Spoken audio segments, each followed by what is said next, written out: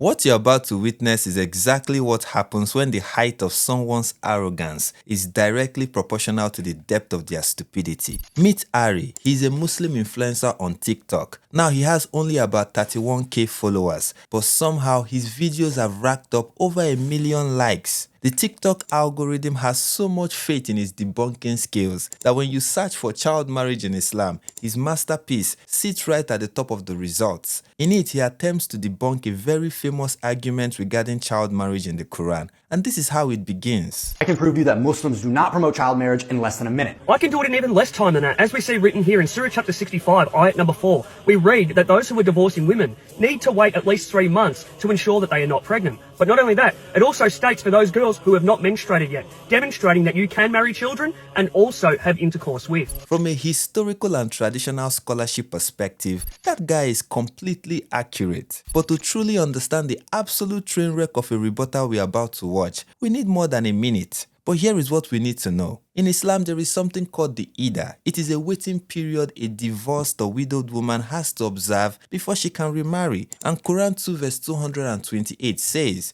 divorced women must wait 3 monthly cycles before they can remarry. But then we get to Quran 33 verse 49, and it says, if you marry believing women and then divorce them before you touch them, they will have no waiting period for you to count. So the waiting period only applies if the couple has had sex. Keep that in the back of your pocket and don't forget it. Now the main event, Quran 65 verse 4. As for your women past the age of menstruation, their waiting period is 3 months, and those who have not menstruated as well. Historically, there is zero ambiguity here. Classical exegesis is crystal clear. The phrase those who have not menstruated was universally understood to mean prepubescent girls. Ibn Abbas in his commentary said it was revealed in response to a man asking, O Messenger of Allah, what about the waiting period for those who have not menstruated because they are too young? Ibn Kathir in his commentary said it refers to the young who have not reached the years of menstruation. He also narrates a hadith from Ubay ibn Ka'b who said,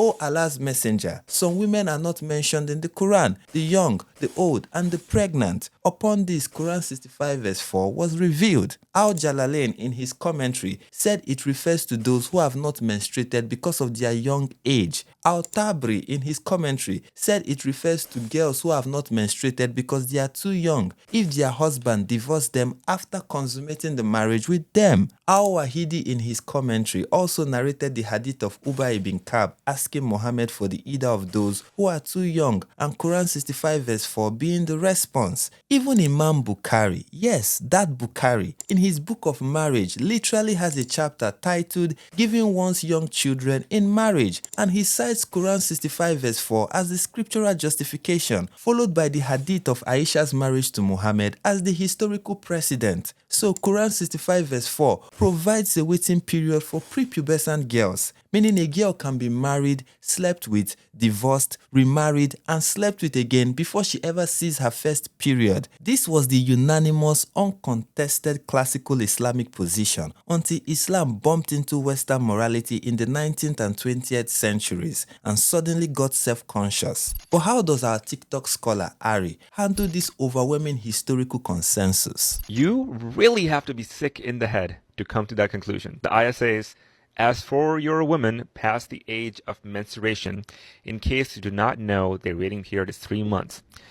And those who have not menstruated as well. Sick like these claim that those who have not menstruated means prepubescent girls because that's what they think about all the time. Wow, so according to our Muslim friend here, a sick like is anyone who claims that those who have not menstruated means prepubescent girls. You really have to be sick in the head to come to that conclusion. Congratulations, Ari. By your own definition, you just called every foundational Islamic scholar sick in the head. Ibn Abbas, the father of exegesis and a companion of Muhammad, sick in the head. Imam Bukhari, the most authoritative collector of hadiths, sick in the head. Ibn Kathir, the most widely read classical Islamic commentator today, sick in the head. Al-Tabri, the sheikh of commentary and one of the renowned Islamic historians, sick in the head. Every major Islamic Islamic scholar from the 7th century to the 20th century, just got thrown under the bus by a guy with a ring light. But wait, Ari is just getting warmed up.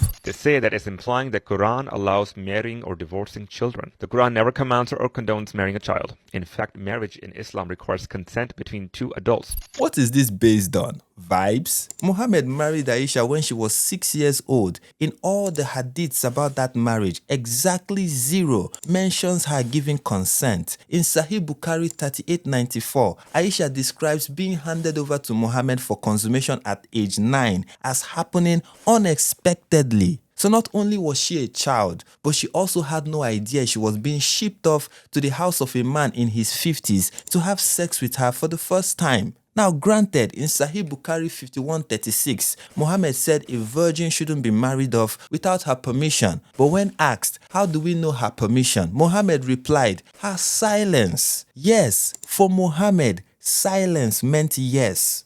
I don't know what kind of HR seminar Ari has been attending, but that is not what consenting adults mean. And claiming Islamic marriage requires consent between two adults completely contradicts Muhammad's own marriage and his definition of consent. But let's go back to the verse. How does Ari explain away those who have not menstruated? Those who have not menstruated yet is talking about women with delayed puberty or a medical condition. It's also talking about women whose periods haven't started yet due to illness, stress, not merely because they're underage. Okay, let's talk about delayed puberty. This is when a child's sexual development doesn't start or proceeds slowly. Her body is biologically in a prepubertal state even though she's advancing in age. Her pelvic girdle hasn't widened. Her vaginal lining hasn't thickened. And these things are strictly necessary for safe intercourse and childbirth. So when Ari says Quran 65 verse 4 applies to Women with delayed puberty, what he's saying is that the Quran condones marrying, sleeping with, and divorcing a girl whose body has not yet physically matured enough for sex. And by definition, that's a prepubescent girl. He even threw this in. it's also talking about women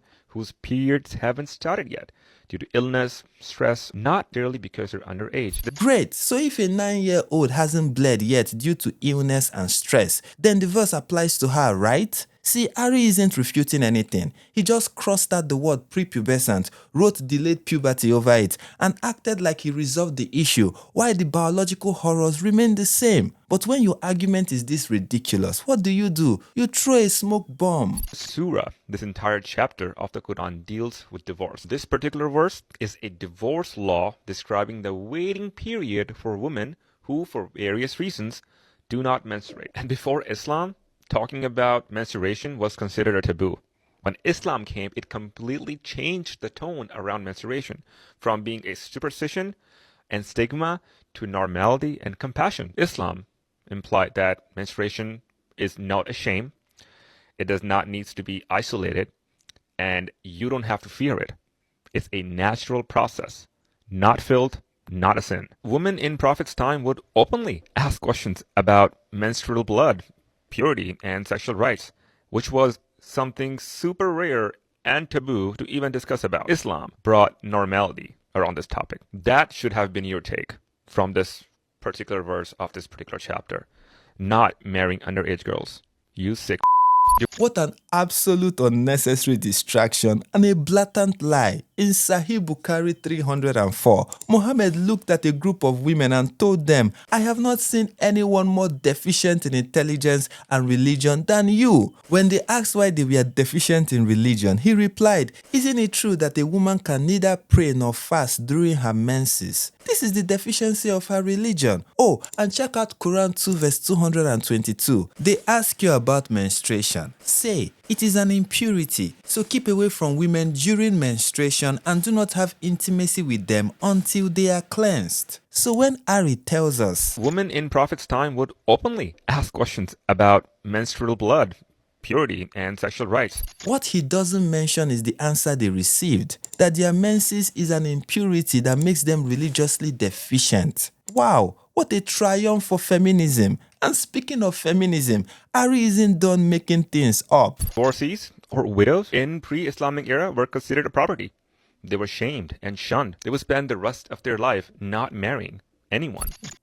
Now he's just drowning us in the pool of irrelevant, ridiculous lies. If what he said is true, then how come Ibn Ishaq say Khadija, Muhammad's first wife, was a merchant of dignity and wealth? According to Ibn Hisham, she was the richest and all her people were keen to marry her if it were possible. Al-Tabri tells us she was twice widowed. At age 40, she proposed marriage to Muhammad, who was in his 20s, and she did so without a male guardian. This was in pre-Islamic Mecca. But even in pagan Medina, Umar tells us in Sahih Bukhari 2468, we the people of Quraysh used to have authority over our women, but when we came to live with the Ansar, we noticed that the Ansari women had the upper hand over their men. But then Islam arrives and Quran 4 verse 34 declares that men are in charge of women and can beat them if they fear rebellion. Suddenly, women need male guardians to get married or the marriage is invalid, and only an adulterous woman arranges her own marriage without a male guardian. Things got so bad that Aisha herself stated in Sahih Bukhari 58:25, I have not seen any woman suffer as much as the believing women. So no, Ari, Islam didn't come to rescue women. But even if your historical fan fiction was true, it doesn't change the fact that you just admitted Quran 65 verse 4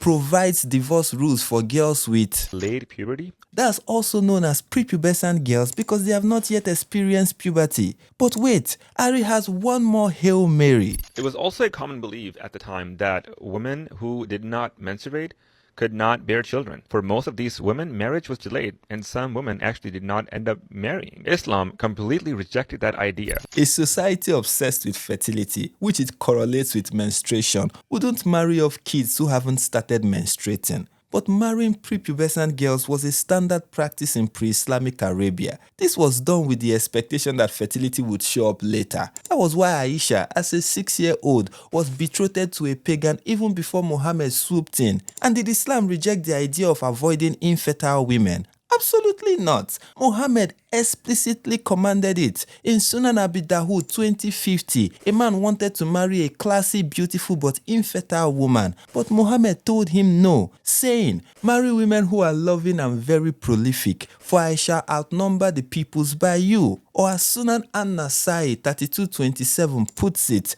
marry the ones who are fertile and loving, for I will boast of your great numbers. So Ari just told us a complete lie, and thus far he hasn't even uttered one true statement. But here is the grand finale of this insanity. Islam says that if they were past puberty and did not menstruate for 3 months, they could marry or remarry. Wait, what did he just say? Past puberty? No, earlier he clearly said, Those who have not menstruated yet is talking about women with delayed puberty. Delayed puberty? so how did delayed puberty become past puberty? This is a biological impossibility. Either he doesn't know what he's talking about, or he's engaging in the worst form of doublespeak that would have even George Orwell looking shocked. Ha! Nah, you deserve a round of applause. This is premium quality dawah, okay? Premium quality. What Ari has done thus far is rephrase the exact position he claims to be refuting, slap a new label on it, and deliver it with enough insults and arrogance. It's like someone saying, hey guys, here is half a dozen pencils, and Ari, stitching the video, screams, you sick bastard, only an idiot will call these half a dozen pencils. These are clearly 6 pencils, you moron. And the worst part, his comment section is filled with people going, well said, well explained, keep debunking those racists. And that's the easy life of being a Muslim TikTok influencer. All you need is a microphone and the audacity to lie with confidence. But hey, he's an influencer after all. Maybe I expected too much. So I'm throwing it to the Muslims watching this video right now. Please go to the comments and offer a better, more commonsensical response. Because right now, the bar is so low it is on the floor in Jahannam. This is a part of our religion. There's a reason to it. Yeah? We have no doubt, and we're proud of that.